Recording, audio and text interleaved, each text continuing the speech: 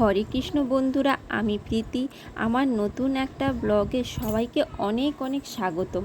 আশা করি সবাই খুব ভালো আছো, সুস্থ আছো, আর আমরাও খুব ভালো আছি।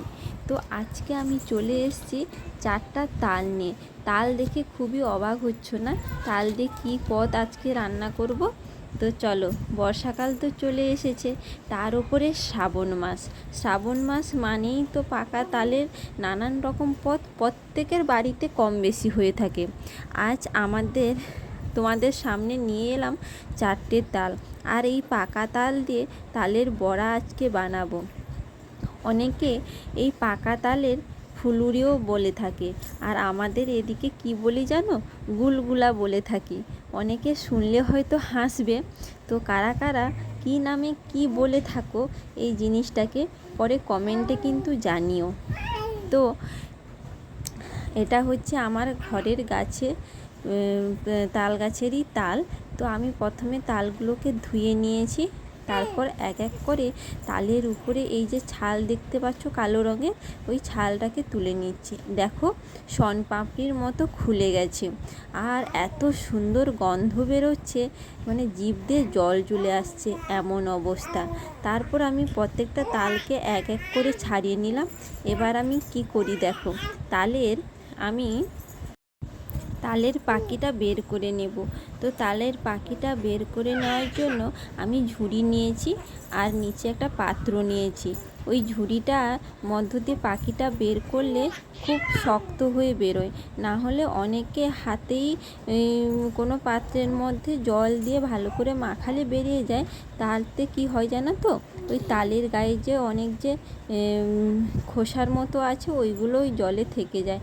আর যখন ফুলুরি বানানো হবে, তখন খেতে খেতে মুখে ওই ছালগুলোই লেগে যায়। তার জন্য আমি একটা ঝুড়ি নিয়ে নিয়েছি, আর ঝুড়িগুলো নিয়েই এই তালের পাখিটা বের করে নিলাম। আর এবছরই প্রথম আমাদের বাড়িতে তালের ফুলুরি আমরা বানাবো।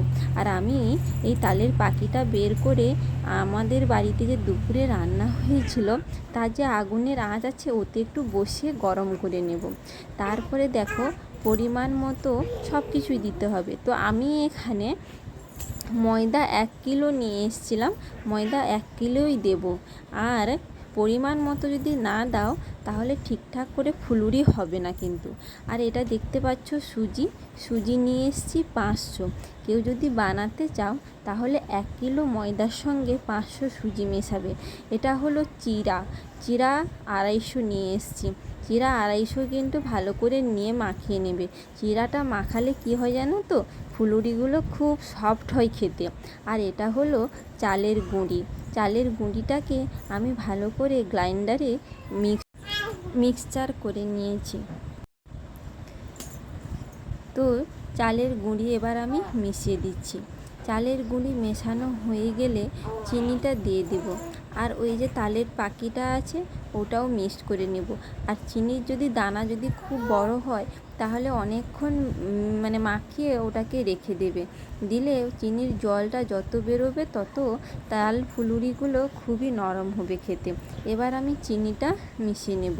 চিনি প্রায় 1.5 কিলো চিনি দিতে হবে। 1.5 কিলো চিনি তো লেগে যাবে। তো আমি প্রথমে সামান্য পরিমাণে চিনিটা মাখিয়ে নিচ্ছি, তারপরে লাগলে টেস্ট করে আবার দেব। এবার আমি তাল পাখিটাকে ওর সঙ্গে মেশাবো। কি সুন্দর লাল রঙের দেখতে না? আর এত সুন্দর গরম এত সুন্দর হয়েছে যে এত সুন্দর গন্ধ বেরোচ্ছে, কি বলবো, এতে জিভ দিয়ে জল বেরিয়ে চলে আসছে। তো সব কিছুটা একসঙ্গে অ্যাড করে নিয়েছি। এবার ভালো করে মাখিয়ে নেব। ভালো করে মাখানোর পরে আমি এই মাখানো জিনিসটাকে প্রায় 1 ঘন্টা রেখে দেব। আর আমার মেয়ে অনেক দিন ধরে বায়না করছে ও তালের ফুলুরি খাবে বলে, মা গুলগুলো বানাও না। তো সেদিন রাত্রে কি হয়েছে, বলছে ভাত হয়েছে আমি খাবো না, দাও ভাতের সঙ্গে গুলগুলা দেবে তো ভাত খাবো, না হলে খাবো না। তো আমি জিনিসটা সম্পূর্ণভাবে মাখিয়ে নিয়েছি, আর এটা যোগ করেছি মৌরি। মৌরি, কালো জিরে আর একটু বেকিং সোডা ইউজ করলে কি হয়, জিনিসটা নরম হয়। তো মাখানো হয়ে 1 ঘন্টা ছিল। 1 ঘন্টা থাকার পরে এবার তেল দিয়ে ওটাকে ভাজছি। দেখো খুবই ছোট ছোট দেওয়া হচ্ছে, কিন্তু এতটাই ফুলে যাচ্ছে, দেখো ভেসে উঠছে। আমি তো তালের ফুলুরি খেতে খুবই পছন্দ করি। আর বন্ধুরা, তোমরা কারা তালের ফুলুরি খেতে ভালোবাসো প্লিজ কমেন্টে জানিও।